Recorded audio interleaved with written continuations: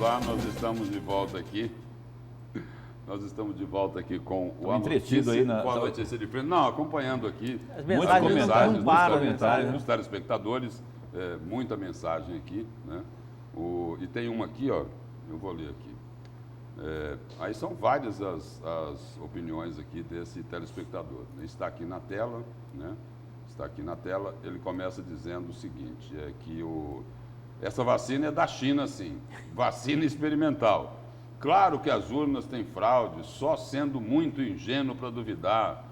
E a guerra é feita pelo presidente? Pergunta ele aqui. Só o presidente precisa ter equilíbrio? E o professor foi cooptado. É a mensagem aqui do telespectador. Eu vou ler a última parte aqui da mensagem. Ele falou: o grande erro de Bolsonaro e Trump foi achar que ter ganhado o cargo tinham ganhado o poder. Teriam de ter quebrado as pernas do inimigo em primeiro lugar e conquistar o poder.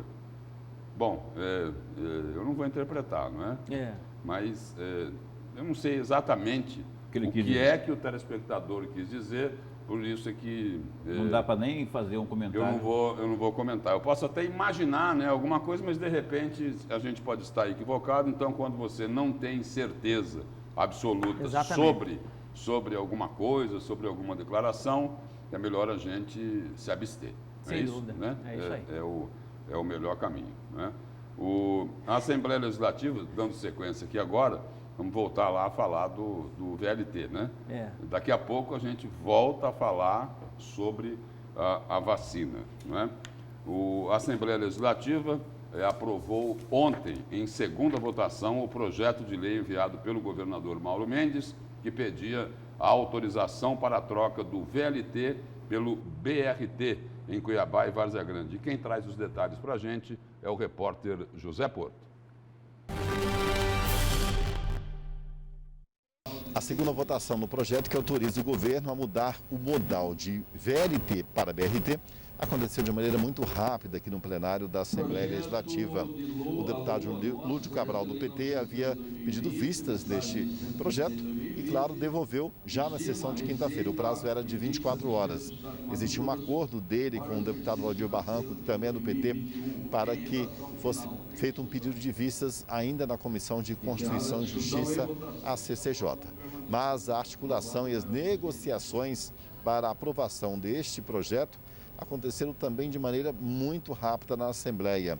E o deputado Valdir Barranco, que seria o autor desse pedido de vistas, abriu mão dessa prerrogativa dele de deputado e acabou encaminhando o projeto para a votação.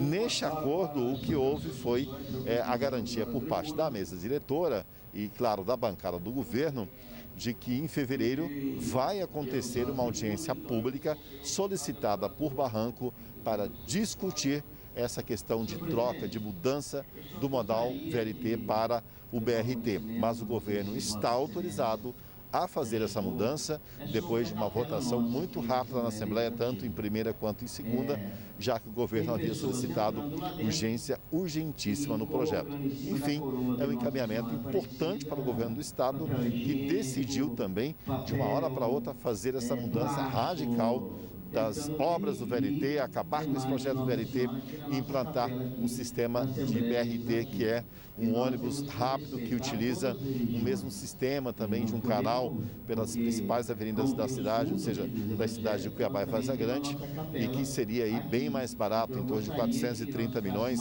o valor de implantação, quase a metade dos mais de 700 milhões que, segundo o governo do Estado, ainda seriam necessários para terminar as obras do VLT. Portanto, uma vitória do governo aqui na Assembleia com essa aprovação dessa mudança, em que houveram só 2 votos contras. Naturalmente, o voto do deputado Valdir Barranco e também do deputado Lúdio Cabral, do PT. Eu votei contra porque eu queria uma discussão maior, eu queria a oportunidade de que nós tivéssemos a audiência pública, eu apresentei requerimento. Nós precisamos ouvir a proposta aqui que o governo enviou para casa. É um rascunho, muito mal elaborado, não tem nada ali que justifique essa mudança de fato. Eu acho que é uma vitória para Mato Grosso, uma vitória para a nossa capital, uma vitória para a região metropolitana que vai usar esse transporte que seria um transporte adequado. Nós temos BRT que não funciona em alguns estados, temos VLTs que não funcionam em alguns estados, e tem VLT que funciona e BRT que funciona. Mas a opção nossa, pela quantidade que nós temos do sobe e desce do usuário, rotinamente, diário, aí seria suficiente, muito suficiente, o próprio BRT. Isso eu já defendi lá atrás. Quando se define a transformação de modal, é porque é o melhor que vai ser para o usuário e pela quantidade de custo e a questão também de viabilidade e manutenção do BRT e para não ficar caro para a sociedade aqui da Baixada Cuiabana. Então essa que é a grande preocupação. Então o governador pensou também no custo, pensou na questão do usuário, como que seria essa interligação de modal de transporte e como que seria também para tratar a questão do subsídio, quem que ia pagar a diferença do preço da passagem. Bom, aí a reportagem aí sobre a segunda votação, né, a votação definitiva lá, os deputados aprovando lá a troca do modal, né? Segunda votação. Dentro do projeto, né, do governador Mauro Mendes, a troca do modal do VLT para o BRT, Paulo Coelho. Eu só queria depois que a produção ajudasse a definir, parece que foram 19 votos dessa vez, na primeira foram 16 votos que eu tenho certeza. Mas parece que nessa agora foram, o Lúdio e o Barranco pediram vistas, aí agora, nessa segunda votação, parece que foram 19 votos, ou seja, solidificando a força que o governo ainda tem ali dentro do parlamento, né? Quer dizer, se fosse um assunto assim tão não grato, né, na opinião da maioria dos deputados, né, que tem ali uma caixa de ressonância da população, que tem suas bases, talvez não fosse esse placar, mas o fato é que agora o governo acaba tendo mais um reforço para seguir em frente com a sua proposta aí de troca do VLT pelo BRT. E falar em placar é o seguinte, já falaram do professor Haroldo, falaram do Paulo Coelho, agora mais uma aqui para o Lúcio, tá? E com placar, hein? Com placar. Bom, a mensagem aqui é do Eduardo, né? O Eduardo coloca o seguinte: bom dia novamente. 2 coisas antes de eu morrer eu vou saber. Uma é que o Lúcio Sorge seja petista. A outra, que o Brasil entregou a Copa da Alemanha no 7-1. Bom, eu vou responder para o Eduardo. Eduardo, não é petista. Engano seu. Eu votei no presidente Jair Bolsonaro para ajudar, né, a livrar o país da roubalheira, da corrupção, eu não vou dizer do PT como um todo para não atacar o partido ou a instituição, mas da roubalheira patrocinada, né, por gente da cúpula do Partido dos Trabalhadores. Criticamos e muito aqui, a época, né, do governo do PT, o ex-presidente Luiz Inácio Lula da Silva, que ficou preso lá em Curitiba, né? Foi preso lá por uma ação do Sérgio Moro, né? Do juiz Sérgio Moro. Então é o seguinte, só respondendo aqui. Agora é o seguinte, votei no presidente Bolsonaro para ajudar o país a se livrar da corrupção, né? De quem patrocinava a roubalheira. Agora é o seguinte, na minha função, né, enquanto jornalista, a gente elogia aquilo que é certo e precisa criticar aquilo que é errado. E é isso por isso que eu falei agora há pouco aqui, em equilíbrio, em moderação, porque tem que ter esse contrapeso, né? Entendeu? Teve algo positivo, elogia. Isso. Teve algo que não é tão positivo ou é negativo, critica, né? Então, claro, acho que o caminho é esse. É importante ter opinião. Não, é importante ter opinião e é importante ter critério também. Por que você não votou no PT, segundo a sua... Você não votou pela roubalheira que simbolizava ali.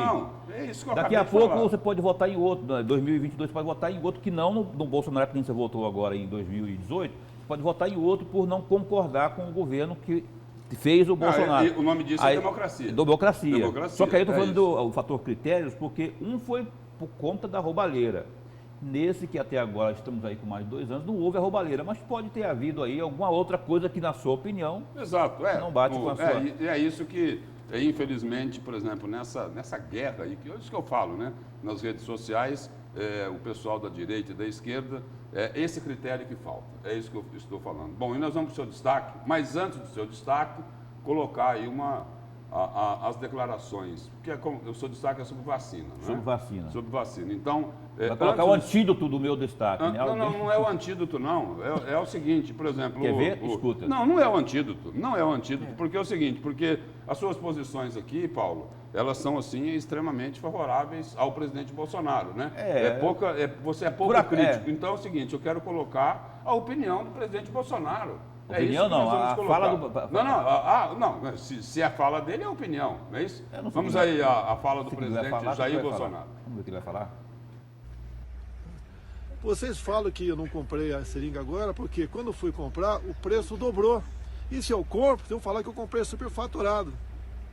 Eu não dou essa chance para vocês. O Brasil é um dos países que mais produz seringas. Não vai ter falta isso aí. Alguém sabe quantos por cento da população vai tomar vacina? Pelo que eu sei, menos da metade vai tomar vacina. Pelo que eu sei. E essa pesquisa que eu faço na praia, né? Faço na rua, faço em tudo quanto é lugar. Deixa a esquerda tomar primeiro, presidente. Depois a gente... Deixa eu... Mas para quem quiser, em janeiro vai ter. Deve chegar está previsto chegar 2 milhões de doses agora em janeiro. O pessoal pode... Bom, essa aí é a fala do presidente Bolsonaro e nós vamos direto ao comentário do Paulo Coelho. Lúcio, se você me permite, eu queria fazer só dar uma resposta aqui. O telespectador que comentou agora há pouco aí, me dando conta, ou fazendo uma alusão aí de que eu seria contra a vacina, né? Do Butantan. Do Butantan. Não sei o nome, não lembro o nome do rapaz. Vou ou tentar da achar moça. aqui. Se eu localizar, eu te passo. Eu diria que se for sem a devida segurança, eu sou contra, sim. Se você que comentou aqui é a favor, que você então integre aquele hall de pessoas que vão para a fila indiana tomar a vacina sem segurança, já que a eficácia, segundo o Butantan, foi garantida em 78%. Segundo o Butantan. Casos leves, né? Para casos leves. Mas chega até 100% em alguns casos também. Casos graves e moderados. Mas eles lá fizeram essa avaliação. Quer dizer, dentro do próprio hall de butantenses, né, de pessoas que frequentam ali a diretoria e o pessoal que esteve envolvido aí nessa pesquisa lá, nesse trabalho científico. Concordo com o Haroldo plenamente que a ciência tem que ser considerada, mas ela tem que ser considerada na acepção da palavra, do começo ao fim, entendeu?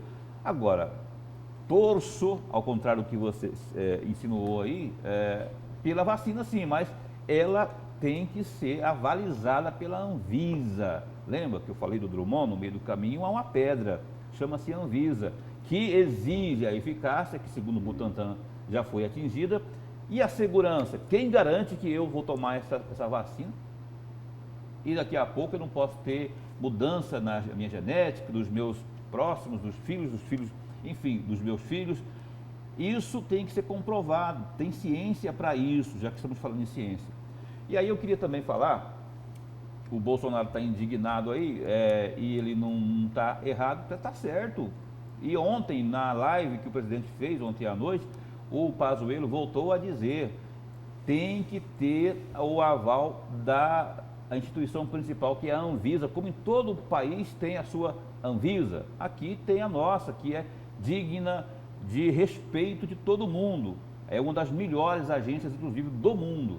Ela precisa dar o seu pitaco, se sim, se não, pode ser que haja, se não tiver ok, pode um período para adequação, mas, e não estou falando da Butantan, daqui a pouco vem a Pfizer está exigindo aqui,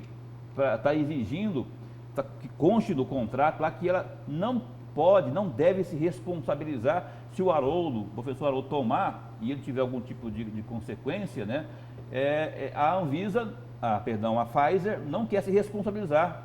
Ela fabrica o medicamento, só que ela, eu fiz aqui, mas vê aí, viu, Haroldo, toma aí, só que eu não garanto nada. Cara, isso está errado, e o governo não está querendo aceitar isso.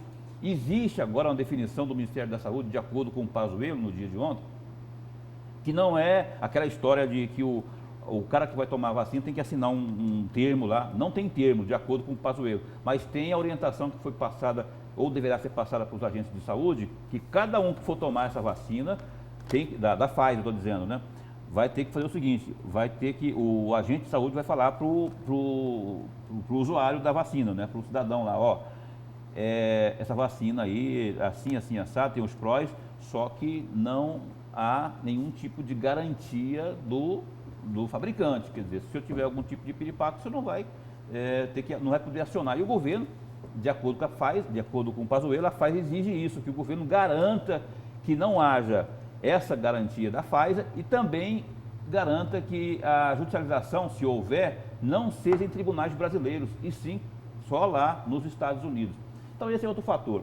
E um terceiro fator que eu queria também abordar é que falou-se muito, aí eu chamo de fake news, né, que o governo federal, que o Brasil não tinha aí as tais seringas para começar a vacinação. Mentira, porque anteontem, também conhecido como quinta-feira, o próprio Pazuello, num pronunciamento em cadeia de rádio e TV, disse que há 60 milhões de seringas e agulhas entre estados e municípios que garantem o início de uma vacinação, caso aprovada pela Anvisa.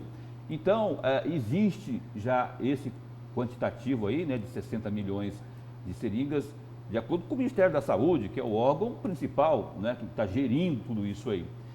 Estão distribuídas entre estados e municípios. Além disso, o governo do estado já providenciou para fevereiro e março mais 38 milhões de seringas e também agulhas. Vamos totalizar quase 100 milhões aí para o começo.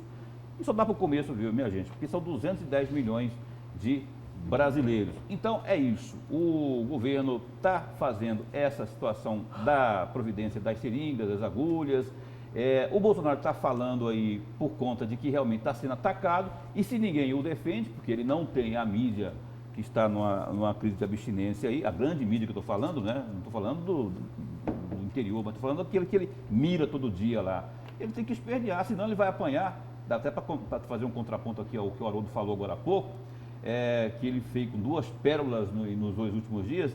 Se ele não fala, se ele não esperneia, ele está consentindo um monte de coisas que ele não concorda.